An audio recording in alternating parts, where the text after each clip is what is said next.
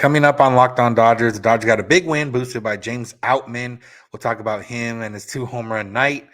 Michael Grove is out with an injury. We'll talk about that and see what the Dodgers can do at starting pitcher.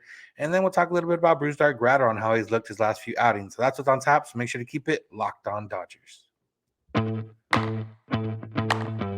You are Locked On Dodgers, your daily Los Angeles Dodgers podcast. Part of the Locked On Podcast Network, your team every day.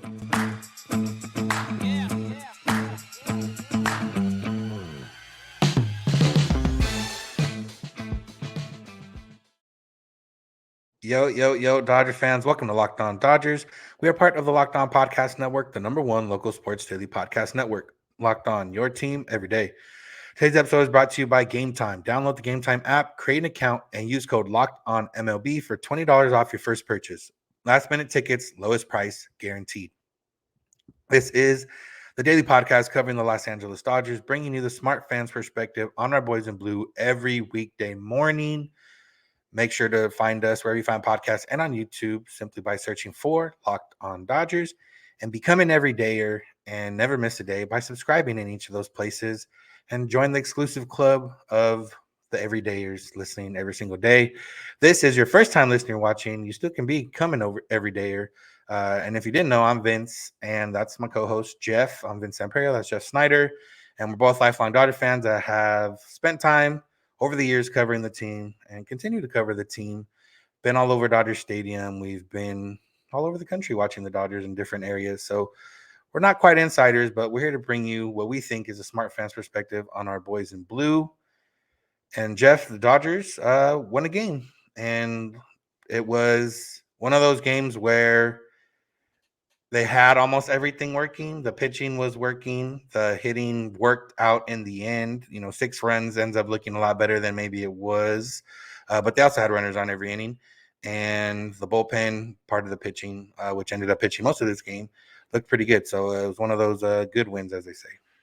Yeah, especially losing your starting pitcher a lot earlier than you expect to, which we'll talk about later on with Michael Grove's injury. The bullpen did a great job. The offense did well enough, and it was a crappy night in Chicago. The weather was bad and cold and wet and everything. And all in all, any win under those conditions, Cubs players are kind of used to playing in crappy weather, and Dodgers aren't necessarily. So any win in those conditions, I will take it as a good team victory. Yeah, on the flip side, Cody Bellinger did homer again against the Dodgers, but in the end, it didn't matter. Mookie Betts played shortstop. We'll get into that in a little bit, but first, let's talk about star of the night, James Outman. 2 home runs on the night, one of them being a grand slam in the top of the 9th inning that ultimately was the game-winning and go-ahead home run. He's looked comfortable up in the leadoff spot. I think he ended in the leadoff spot 5 for 15 in Mookie's absence. He's continued to, look well. He's continued to have good at-bats. And even though he's had a little bit more strikeouts than he did in the beginning of the season, he's still hitting at a clip that makes him a solid Major League Baseball player. Yeah, on the post-game show, Jerry Hairston was talking about how the Dodgers ought to leave Outman in the leadoff spot, bump everybody back a spot, put Mookie at 2, Freddie at 3, and Will Smith at cleanup. And you know what? I don't hate that idea at all. Mookie, part of Hairston's point is that Mookie isn't really a speedster anymore anyway. He's not stealing a lot of bases. And so they don't necessarily need him on as that table setter. Outman actually does have the speed, and, getting Outman's bat up higher in the lineup right now. I mean, I don't necessarily believe in the hot hand in baseball, but I think Outman is a good hitter, and getting him up there higher, I think that would be a pretty good idea.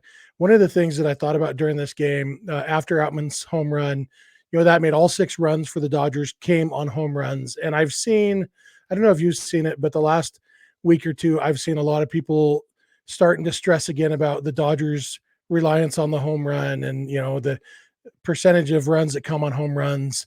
And I think it's important to remember that James Outman's grand slam barely cleared the wall. And if it hadn't, it would have been a 3-run double.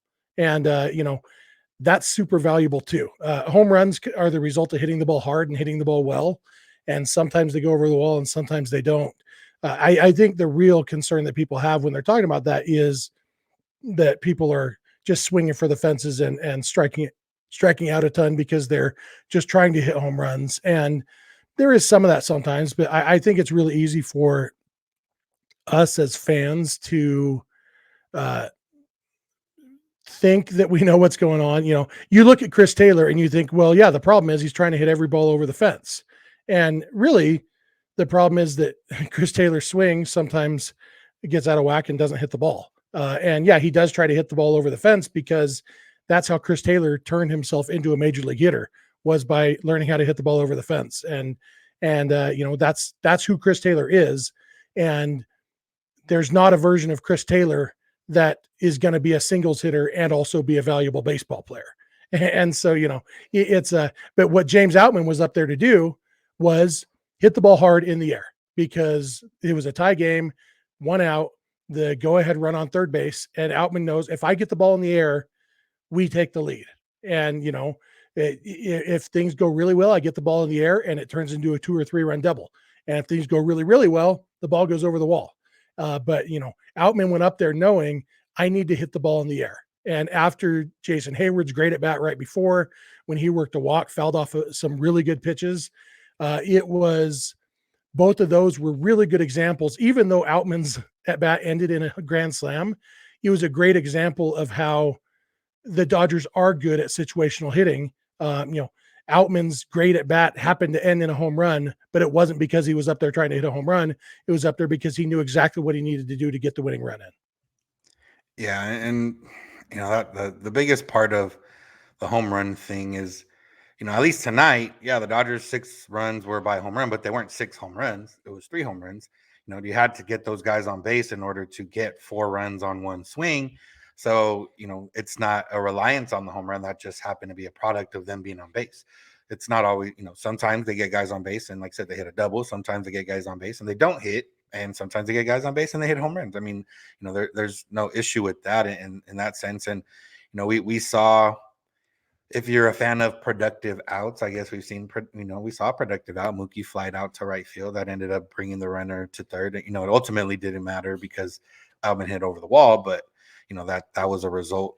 All they needed was a fly ball after that point in order to take the lead in the game. So, there's different ways of it. And like you said, on the Taylor note, on the Muncy note, like, there's a lot of these guys that the only reason they're in the major leagues is because of their swing change. And for them to go off of that and try to change back into something else, or try to, change out of it, is probably going to get the same results you're getting out of those guys anyway. So, yeah, I mean, like I said, it's one of those where we've seen the Dodgers get a lot of runners on base the last few games. And even this game, they had a lot of runners on base, left a lot on base. But as we've seen for the most part in the past, and as, guys get healthy, Mookie back in the lineup, once they get Will Smith back and they have more capable major league hitters in the lineup, getting guys on base is half the battle. And, you just have to hope that they're going to hit, 2 or 3 out of 10 times and hope that they bring some runs in. Yep. And we spent a lot of time in 2018 talking about cluster luck when the Dodgers were getting guys on, but not getting them in. And we've seen some of that so far this year. And most of the time that stuff balances out, and the Dodgers hitting exactly the way they've been hitting are going to score more runs. And Will Smith's going to come back. Mookie's back. They're going to get more hits. I also liked, the productive out by Mookie was nice in that inning. Productive hits are cool too. And, that inning started because David Peralta and Miguel Vargas both knew their job was to get on base. We need base runners right now. Yeah, if you hit a home run, great. But I need to be a base runner because I've got good hitters coming up behind me. And so they both got base hits. It was that was a really, really good inning that you can feel really positive about just going forward. Yeah, positive night for Vargas just in general as well. He might have had an RBI double earlier in the game if Peralta I think it was a little over aggressive. I think he thought it was once the grass was probably a lot thicker than it was, maybe because the ball got to Bellinger a little bit faster. But either way, good night for Vargas. Peralta's on base a few times. Dodgers had, like I said, had the runners, had hits, and it ultimately ended up working out for them. Yep. All right. Unfortunately, they have another injured pitcher, another injured starting pitcher. So that's what we're going to get into next. Michael Grove came out of the game with the groin strain. What is on board for the Dodgers in terms of starting pitcher. We'll talk about that. But first, let's talk about Gametime, because Gametime is the app that you need to get last minute tickets, because it shouldn't be stressful to get tickets to your favorite events. And Gametime is a fast and easy way to buy tickets for all sports, music, comedy, and theater near you, with killer deals on last minute tickets and their best price guarantee. You can stop stressing over the tickets and start getting hyped for the fun you'll have. Now, I am one that usually buys tickets from, third-party apps. And so far this year, Gametime has been the cheapest one for Dodger tickets and for tickets in general. So go check them out. And you can even get, some money back, 110% back, if you find tickets in your same section or row, same row for less. Though Gametime will pay you and give you 10% on top of that. So go get the Gametime app right now, create an account, and use the code LOCKEDONMLB for $20 off your first purchase. Terms apply. Again, create an account, Gametime app, redeem the code LOCKEDONMLB for $20 off your first purchase. Download Gametime today. Last minute tickets, lowest price guaranteed. All right. Want to thank you for making Locked On Dodgers your first listen, and remind you to check out the Dodgers on Sirius XM. They play the Cubs this morning at 11:20 a.m. Pacific time. Check out Julio Diaz on the mound for the Dodgers. Catch every pitch of the Dodgers hometown broadcast with Sirius XM on the SXM app. You can search Dodgers, or if you're like Jeff and he planned ahead of time, he already searched Dodgers, and it's channel 175. So go check that out.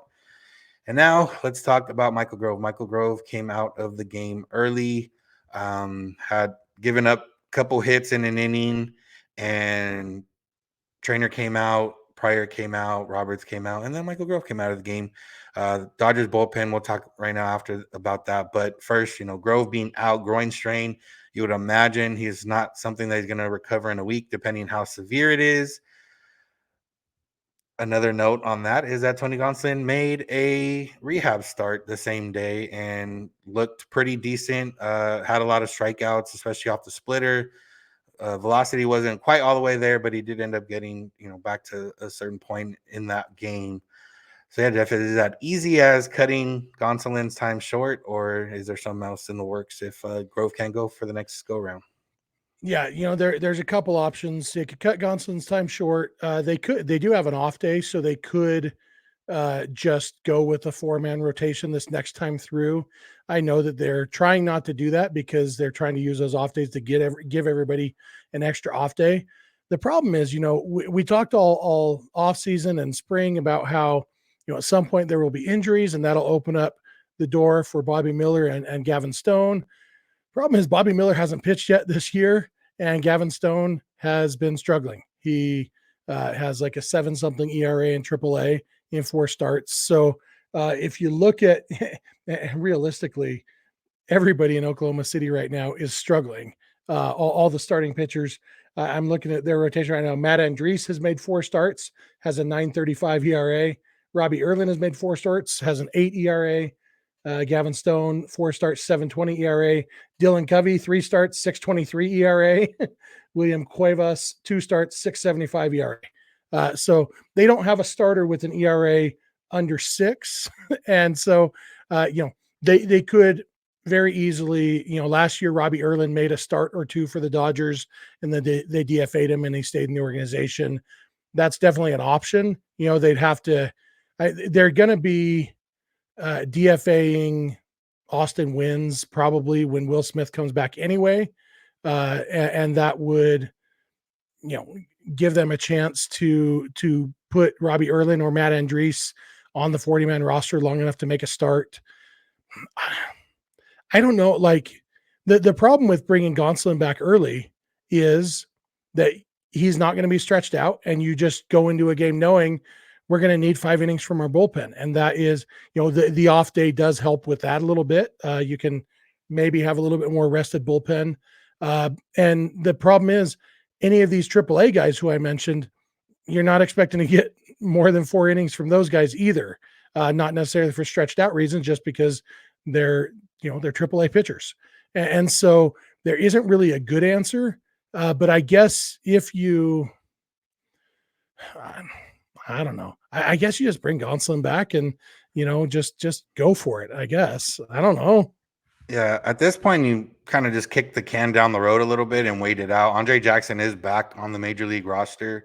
So if they can get through these next 3 games without having to use him, then you could go with, Gonsolin, Andre Jackson, hopefully for, at least 6, 7 innings.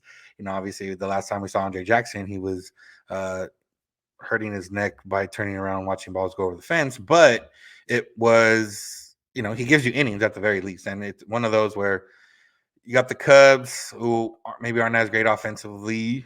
You got the Pirates, who have looked good offensively, but also I think they played the A's, and the A's have made everyone look good offensively. So it might be a matter of, okay, if we can kick the can down the road, we don't need to use Andre Jackson this weekend. Then when Grove's spot does come up, we'll call back Gonsolin. He's stretched out. I mean, he went, I think, 3 1/3. I bet it was more based on pitch count than innings, but either way, he went 3 1/3. In theory, he could give you 3, 4 innings. Andre Jackson gave you 2, 3 innings, and then you're built out to a normal starter. And then Jackson will be ready in a couple of days after that if the way he's been going in terms of pitching out of the bullpen. So I guess that's the best way to go about it. But like I said, there's not really a good answer of the best way to go about it. It's just a matter of we'll see what happens. Yeah, it's kind of interesting. If you look at the Dodgers 40-man roster, Victor Gonzalez is the only pitcher on the 40-man roster in the minor leagues right now. Everybody else is either on the big league roster or on the injured list because you've got several 60-day injured list guys. You got 3 guys, Gonsolin, Nelson, and Pepio, all on the 15-day IL, and then everybody else is in the big leagues right now. So it's kind of crazy.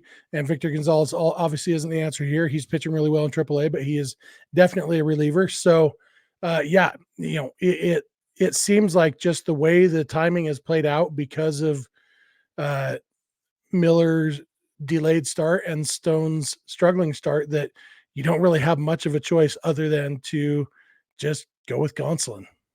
Yeah. Real quick before we head into the last segment about Graterol and the bullpen, Mookie Betts played shortstop.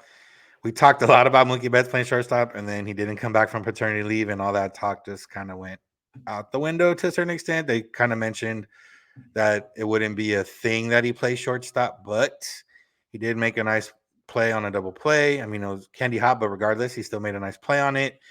And, Luke Williams realistically is not going to be that guy the way that at least Hayward and Peralta and Outman, that's 3 guys against right-handed pitchers that give you a solid outfield. So I still can see, I mean, at least until Taylor's ready to go, or for the next week while Rojas is out, if they face a right-handed pitcher, Mookie could be in a shortstop.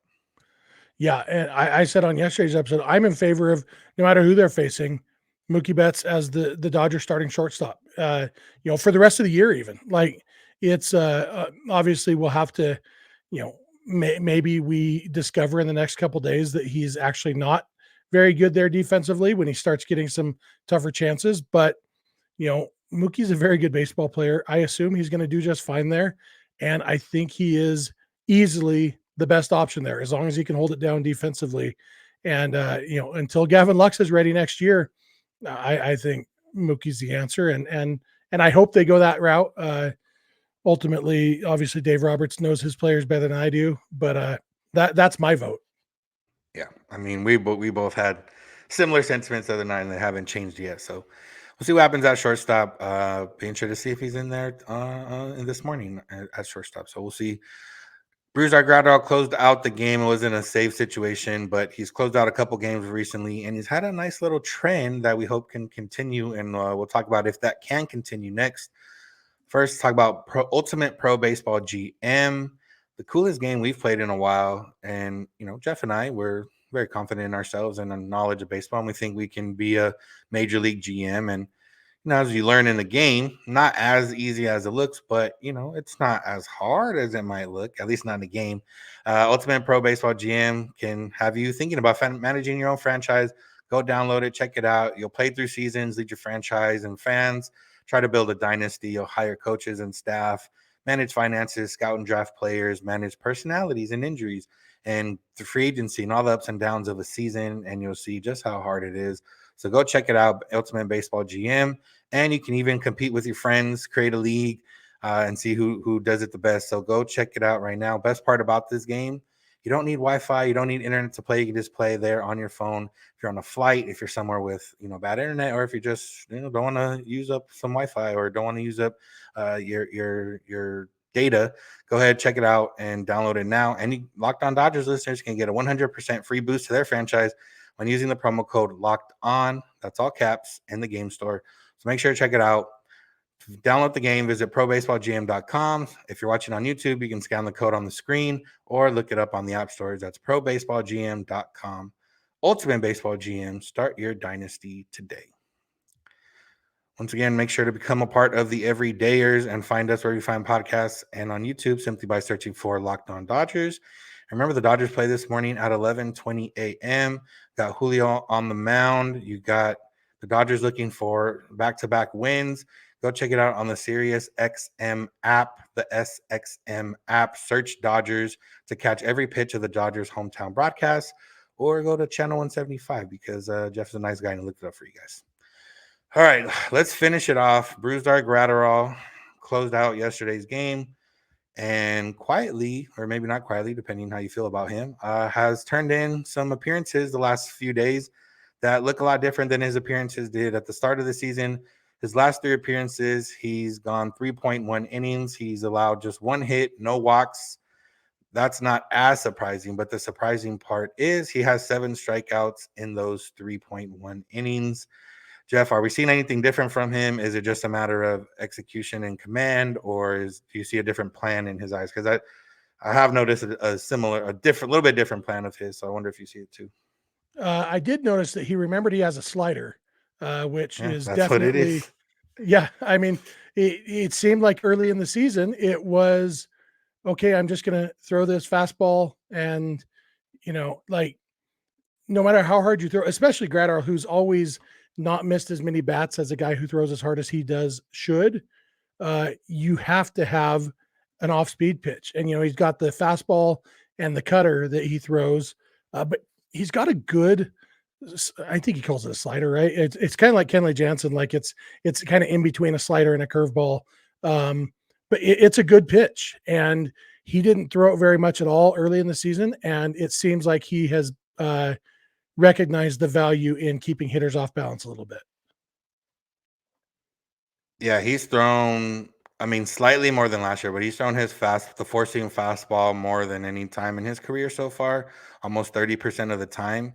Last year, he was at 27% of the time, but before that, he barely threw it at all. Or no, yeah. Slider usage is up a little from last year, but not necessarily from the past year, so maybe that's something he's noticing.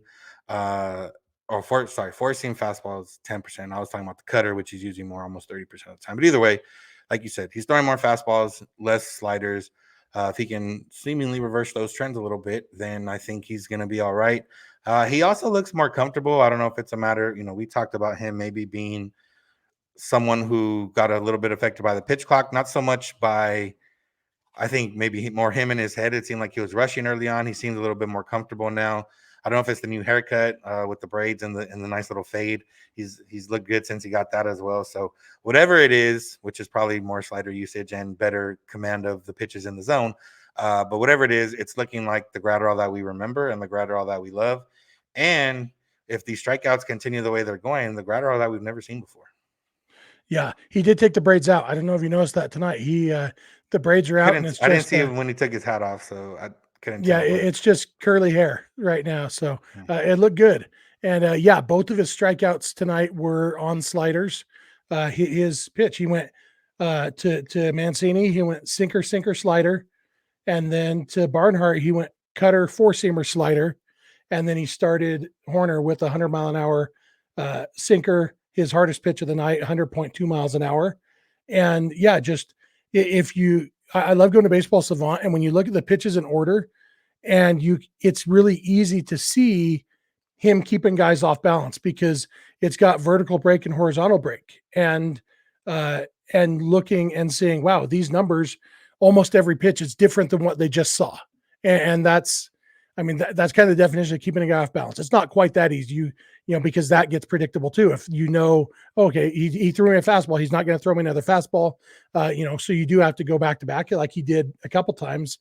But when you've got 3 pitches as a reliever, and one of them is 100 miles an hour, and one of them is 86.1 and has some good break, it's crazy not to use those pitches to work off of each other, and that's it's been really nice to see lately. Yeah, that's one reliever checked off, at least now that looks a little bit different. I'm sure we all want the same for Alex Vesia at this point. Another one that stood out, Phil Bickford came in a tough spot after Michael Grove did give up those 2 hits, and he came in, had a warm up a little bit quicker than he might have been. Even though you get unlimited pitches, I feel like most pitchers try to warm up a little bit faster to not hold up the game. So you're always in a tough spot when you come in for an injury. But I mean, he did relatively well for the situation he was put in, just allowed the 1 run, helped a little bit by James Outman throwing out a runner at home. But either way, Phil Bickford's been a guy that has been pretty solid for the Dodgers in a variety of roles. He's pitched high leverage, he's pitched low leverage, he's pitched in early in the game, he's pitched late in the game, and at least for the time being, he's been pretty good and way better than he was last year. Yeah, for sure. And coming into the game like he did, he came in with I think second and third, nobody out. Is that what it was? You come in knowing, okay, at least one of those runs is going to score. If you can keep it to 1 run, and obviously, like you said, Outman helped him a lot, but Bickford helped himself a lot by striking out the first batter he faced on 3 pitches, because getting that first out is huge there, because then you can be more aggressive as a pitcher, because, okay, even if I give up a sac fly here, well, now there's 2 outs and I'm very close to getting out of the inning. He didn't. Nico Horner is a very good hitter, and he did hit that base hit, the RBI single, and he was helped out by Outman's throw. But all in all, Bickford did kind of everything you can hope that he would do in that situation. And I just don't know what to make of Phil Bickford. Like the roller coaster the last 2 years has been so up and down. And, this was kind of not a super high, but definitely not a low. And after the end of last season, anything that's not a depressing low from Phil Bickford, I consider it a win. Yeah, and like we mentioned before with him, and he was the last reliever to make it, and he might have been on the roster now because of injuries or whatever, or even ineffectiveness if they had their other guys. But if Daniel Hudson and Jimmy Nelson were healthy, he wouldn't have been on the opening day roster more than likely. But yeah, I mean, he's making the best of the situation. Justin Brule, similar guy, making the best of the situation. He drew a scoreless inning. So we've seen now that the Dodgers bullpen, other than Vesia, for the most part, has looked pretty solid over the last few days. The starting pitchings look decent. The offense is still the one where, and they've been missing guys, and it's hard to score runs when you don't have Mookie Betts and Will Smith in your lineup. Mookie Betts did end up getting in there at the end of the game today. He'll be in there, I would assume, the rest of the way, this series. But yeah, what we're seeing is the bullpen looking better, and the other part is, Dave Roberts. Dave Roberts, a lot of people give him flack every time he puts in a reliever and the reliever doesn't do his job. But then, when the relievers do come in and do the job, we're praising the relievers, but we're not also giving Roberts flack. So it is, one of those things. It's hard to manage a game where you lose your starter that early in the game, and Roberts did it well. And he brought Mookie in late in the game. Obviously, that was more so because Mookie got to the game late. He didn't get to the game till the first inning. But he trusted his guys. He put him in at shortstop in a tie game, and got rewarded.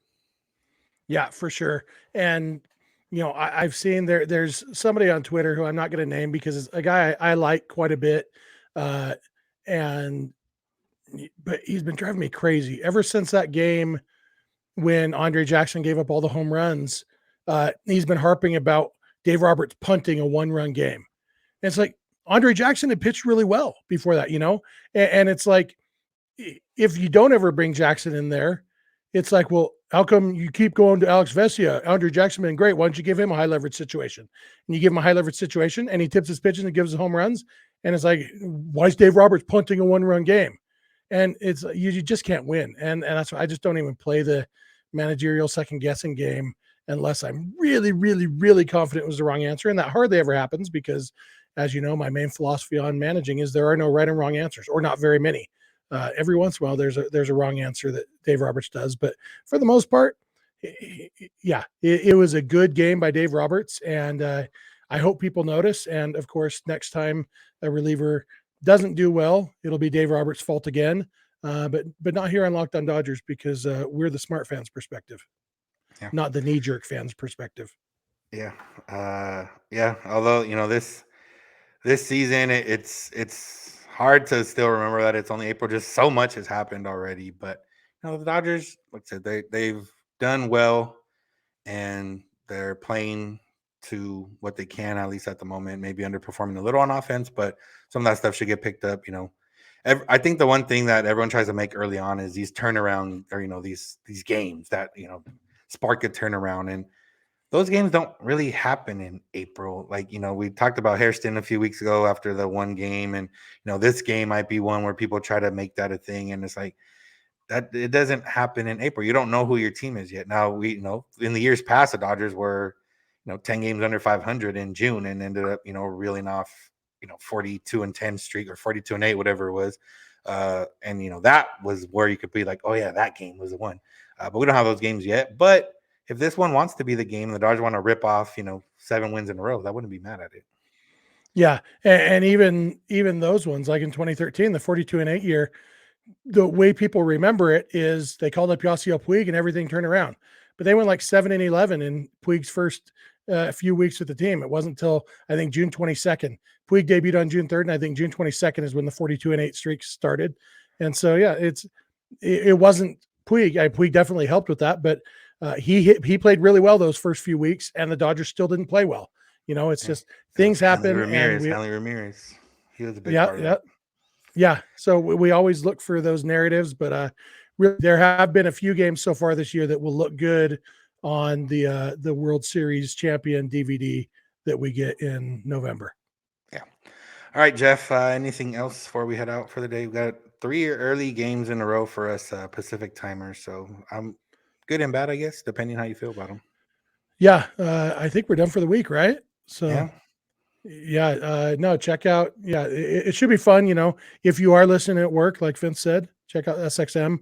But we'll talk to you guys on Monday because this is, hopefully we'll have a series win to talk about. That's all I'm hoping for this weekend. Win 3 out of 4, maybe even sweep, but win 3 of these games. Yeah, let's do it. All right, that's going to do it for today's episode. Thank you all for listening. Thank you for making Locked On Dodgers your first listen. Become an everydayer and listen every day by subscribing on YouTube or wherever you get podcasts. If all you got to do is search for Locked On Dodgers. Remember to check out the SXM app if you want to listen to the Dodgers hometown broadcast every game. Just search Dodgers. Remember, they play at 11:20 a.m. this morning. You got Julio on the mound facing the Cubs. You can find us also on Twitter and Instagram at Locked On Dodgers. And now you can find me on Twitter at Vincents91 because Elon took check marks away, so I don't have to worry about changing my name. So you can find Jeff. He's still Snider. He never sold out to the game, so he's a real one. But that's where you can find us on social media. You can also send us an email if you want to get a hold of us via lockedondodgers@gmail.com, or you can always send us a text or leave us a voicemail at 323-863-LOCK. That's 5625. We're here every weekday morning, and we hope you'll be with us when you get in your car or if you're at home to your smart device play podcast, Locked On Dodgers. And remember, you don't have to agree. You just have to listen. Have a good one. We'll talk to you on Monday.